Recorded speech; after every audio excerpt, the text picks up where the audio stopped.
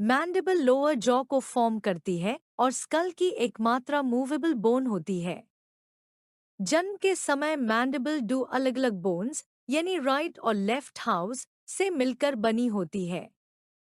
लेकिन जन्म के बाद पहले साल के अंदर ये दोनों हाउस आपस में फ्यूज होकर अडल्ट स्कल की एक सिंगल यू शेप्ड मैंडिबल बना देती है।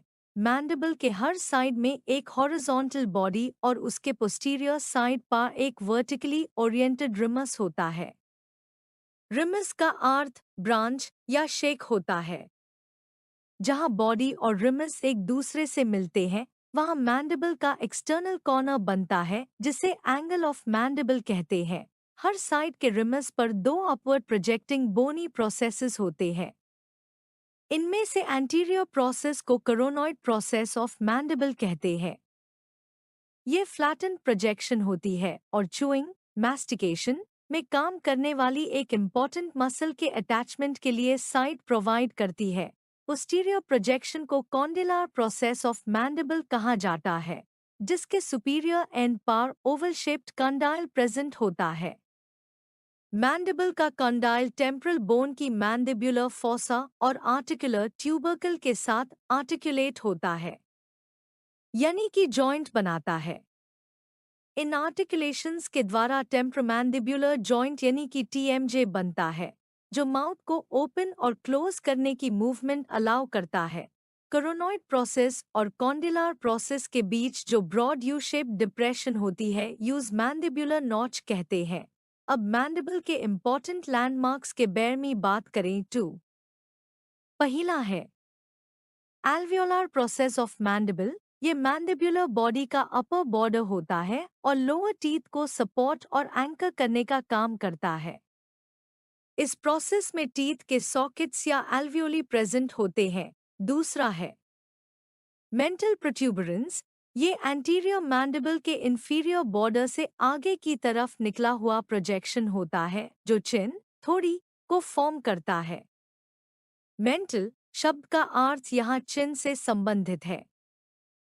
तीसरा है मेंटल फोरामेन। ये मैंडिबल की एंटीरियर लेटरल सरफेस के दोनों साइड्स पर प्रेजेंट एक ओपनिंग होती है।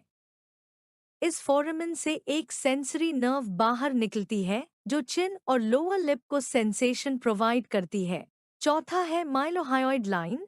ये एक बोनी रिज है जो मैंडिब्युलर बॉडी की इंटरनल यानी कि मीडियल सरफेस के साथ एक्सटेंड करती है। ओरल कैविटी के फ्लोर को बनाने वाली माइलोहायोइड मसल दोनों साइड्स की माइलोहायोइड लाइंस पर अटैच होती है। पांचवा है मैंडिब्युलर फोरामेन। ये ओपनिंग मैंडिबल के रिमस की मीडियल सरफेस पर प्रेजेंट होती है।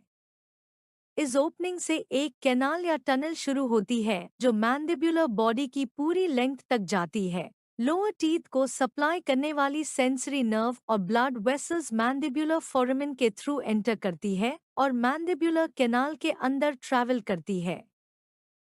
इसी वजह से डेंटल प्रोसीजर्स के दौरान लोअर टीथ को नम करने के लिए डेंटिस्ट लोकल एनेस्थेटिक को ओरल कैविटी की लेटरल वॉल में उस पॉइंट के पास इंजेक्ट करता है जहां इंफीरियर एल्वियोलार नर्व मैंडिब्युलर फोरामेन में एंटर करने वाली होती है। लिंगुला लिंगुला एक छोटा सा टंग शेप्ड बोनी प्रोजेक्शन होता है।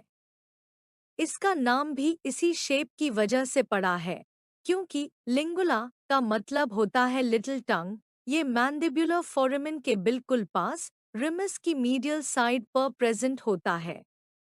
स्कल के बेस से नीचे आने वाला एक लिगामेंट जो माउथ के ओपनिंग और क्लोजिंग मूवमेंट्स के दौरान मैंडिबल को सपोर्ट और स्टेबलाइज करता है, लिंगुला पर अटैच होता है।